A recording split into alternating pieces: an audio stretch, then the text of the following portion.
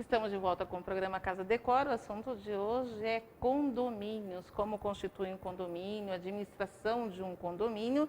E esse tema foi em cima dos episódios que o Dr. Léo vem fazendo e orientando a diferença de condomínios e associação de moradores. Na próxima semana a gente vai estar falando de associação de moradores, mas hoje a gente está falando de condomínios. Mas antes da gente continuar esse bate-papo aqui gostoso com a Valéria, que é administradora de condomínios, e com o Eduardo, que é síndico profissional, a gente vai ouvir aí o Dr. Léo com a segunda orientação, o segundo episódio de orientação do que é condomínio e do que é associação dos moradores. Fala aí, Léo, é com você.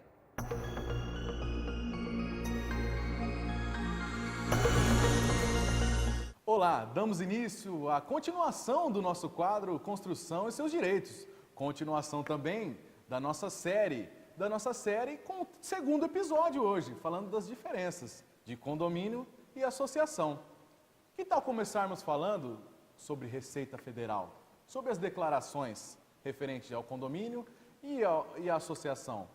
No caso do condomínio, as declarações são bem simples. Já no caso da associação, elas são mais complexas, mais completas, e tem que ter atualização dos dirigentes, que podem ser mudados de um ano para o outro. No que tange a conta bancária, no caso do condomínio, a conta bancária pode ser até no nome da administradora, porque quem cuida, quem gere o próprio condomínio. Já na associação, a conta bancária tem que ser no nome da associação, onde vai apresentar toda a movimentação financeira, levando em consideração todas as despesas, todas as receitas e todos os gastos que teve a própria associação.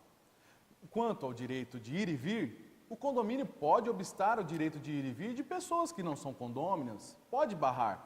Já na associação, ela não pode impedir o direito de ir e vir, mas ela tem o direito de requerer a identificação das pessoas que ali circulam. Quanto ao fechamento do condomínio, fechamento perimetral, no caso do condomínio, é um direito do condomínio. É lei, está na lei esse fechamento perimetral. Já no caso da associação, há necessidade de um requerimento junto à Prefeitura Municipal para adquirir um termo, o termo de concessão de direito real de uso da área pública. A partir desse termo é que teremos a possibilidade de termos essa associação com ela toda fechada, com um perímetro fechado. Bom, esse foi o segundo episódio, ainda teremos o terceiro episódio. Até o próximo programa. É com você, Cissa.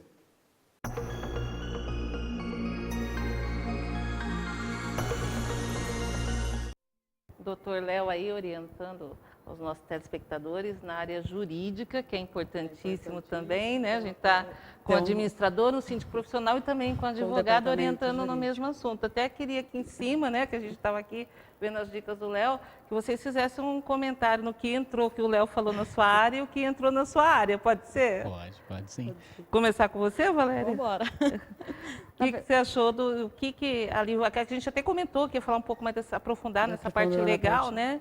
Na área de administração, na avaliação de condomínio do Dr. Léo. Não, é importantíssimo os detalhes que ele fez, as observações. Que nem o condomínio são declarações de prefeitura e uma declaração anual, praticamente. Agora, a associação são vários tipos de declarações mensais, tem que ter uma contabilidade. Então, tem bastante diferença de condomínio e para loteamento ou associação. O que a gente tem que pensar, como você falou da parte de responsabilidade da administradora, é sempre a parte de orientar muito bem os síndicos, orientar muito bem os condôminos.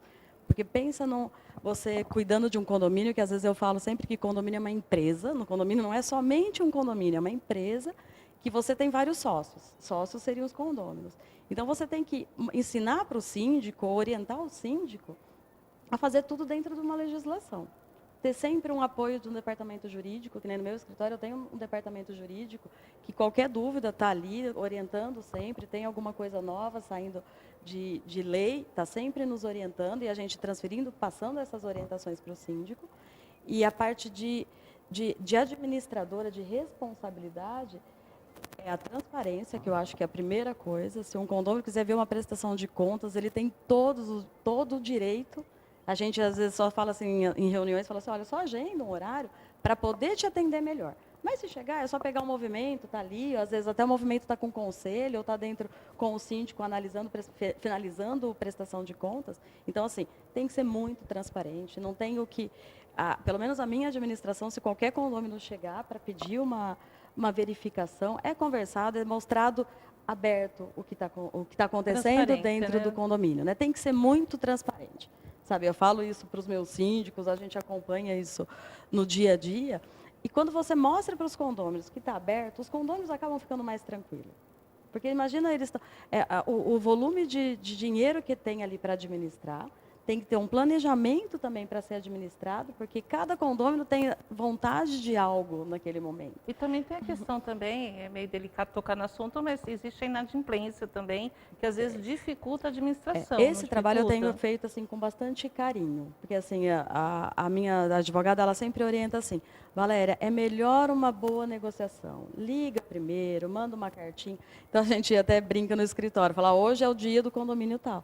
Porque a gente pega para telefonar para cada condômino, tenta mostrar, ó, ficou em aberto, quer parcelar, quer pagar. A gente tenta sempre mostrar para o condômino que está aberto para uma negociação. É claro, dentro do possível. Cada condomínio tem uma especificação. Tem decisões em assembleia que eu não posso, depois de 30 dias, liberar um boleto. Que já está no departamento jurídico, mas não depende da administradora. Tem condomínio que a partir... São regimentos, entra na questão são regras de cada particularidade. particularidade de cada condomínio. Então, tem condomínio que, no 30 dias, não pega mais boleto comigo. Tem condomínio que eu vou administrando e a gente vai ajudando o síndico nesse sentido.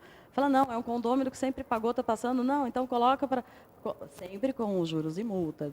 Para tirar juros e multa, eu sempre oriento tirar conselho, tentar tirar o máximo da responsabilidade nessa hora do síndico, né? De isentar um condômino. Então, a gente sempre tem esse joguinho de cintura para o condômino não abusar do condomínio, no sentido.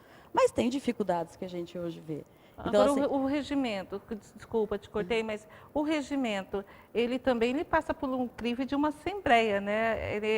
As normas são definidas também em conjunto com os condôminos? Com os condôminos, sim. E principalmente os condôminos que têm áreas comuns, por exemplo, salão de festa, academia, churrasqueira, coisas assim, sempre é aprovado pelos condôminos, é analisado antes de ser aprovado, que aí a gente passa por um departamento jurídico, a gente passa pelo conselho analisar e depois passa para os condôminos finalizar.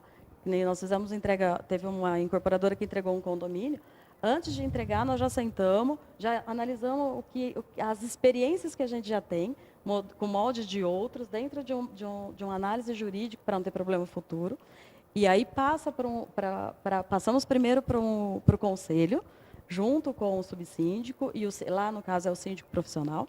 E aí depois chama a assembleia e faz a leitura e faz as adequações, às vezes um detalhe, sabe, um detalhe mínimo de 12 anos para 10 anos, sabe, coisinha assim. E aí é finalizado na assembleia.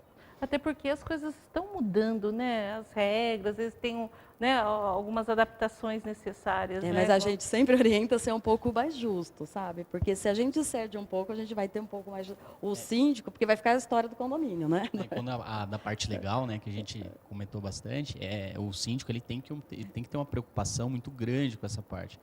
Principalmente quando ele atua nas duas faces do condomínio e da associação. Então, assim, ele tem que estar muito afinado com relação às leis, às mudanças e todas as interpretações. E a questão das regras, regimento interno e convenção coletiva tem que estar ali na ponta da língua, e ser um pouco justo nesse sentido. Porque quando você vive em comunidade, é sempre muito difícil, porque são várias vontades, são várias pessoas, várias necessidades. Então, se você tem as regras bem claras, a coisa fica um pouco mais tranquila. Se você deixa um pouco solto, que é a grande dificuldade quando a gente assume um condomínio já rodando, eles têm os costumes, né? E aí você vai tendo que tirar, você incomoda um pouco, mas depois as pessoas conseguem visualizar que é para um bem comum, né? Para o bem coletivo. Eduardo, o síndico residente, ele conhece, é vizinho, é morador, aí acontece a situação, às vezes um caso de inadimplência ou uma ocorrência, ele chega lá, ô meu amigo, né? Não é bem assim? Acaba, o profissional é bem nessa linha também, de ter essa abertura, né? Ou não. A gente tem a abertura, mas a cobrança do trabalho é bem maior, né? Porque o condomínio, aquele condomínio que não conhece, ele vai querer que a cobrança seja feita rigorosamente. E aquele condomínio que está passando necessidade, claro que ele vai chegar em você e vai perguntar. Como você não tem a pessoalidade, principalmente no início, é um pouco mais simples de você lidar, porque você fala, ó, me ajuda até onde você pode. A flexibilidade, ela tem que existir de ambos os lados, tanto do lado do condomínio, né, representado pelo síndico, no caso, quanto do lado do condômino. Então, os dois se ajudam para que seja uma coisa só. E o trabalho da administradora nessa cobrança, entre aspas, aí, administrativa, né, esse bom acordo, é extremamente necessário para que o condomínio consiga, né, a sua saúde financeira bacana, consiga fechar a conta bonitinho. Agora, na questão assim, ó, geralmente o síndico, no caso do residente, ele é uma maioria, a Valéria que vai saber falar melhor, ele tem a isenção da sua taxa Do condomínio. para ser síndico, né, Valéria? Sim, sim. Isso. Apesar que hoje vem mudando e o pessoal parece que agora pode ter até um salarinho, alguma coisa, dependendo do regimento. Agora, o síndico profissional, ele já diz a palavra profissional. Ele não tem isenção de um condomínio, até porque ele não é residente, não tem nada a ver com o condomínio. Aí, como que é a aceitação do condomínio nessa situação de ter um valor diferenciado nas despesas do síndico profissional? Normalmente é feito, né, a questão da proposta comercial em si, né? E o trabalho do síndico profissional, ele acaba reduzindo as despesas porque fica tudo muito mais justo, né? E as coisas vão acontecendo de uma forma mais tranquila. E então a gente consegue fazer propostas que sejam bacanas para o condomínio, trocando, né? A gente troca a despesa por uma outra despesa aí no início, e aí com o estudo que você vai fazer no acompanhamento do condomínio, você consegue mensurar e diminuir custos, enfim.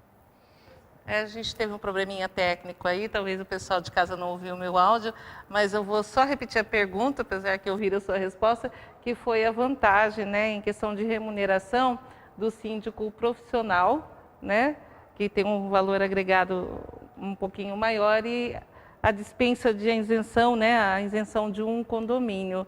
Só para o pessoal de casa entender, porque acho que deu um probleminha no áudio, probleminha técnico, né, então, mas acho que já resolveu tudo.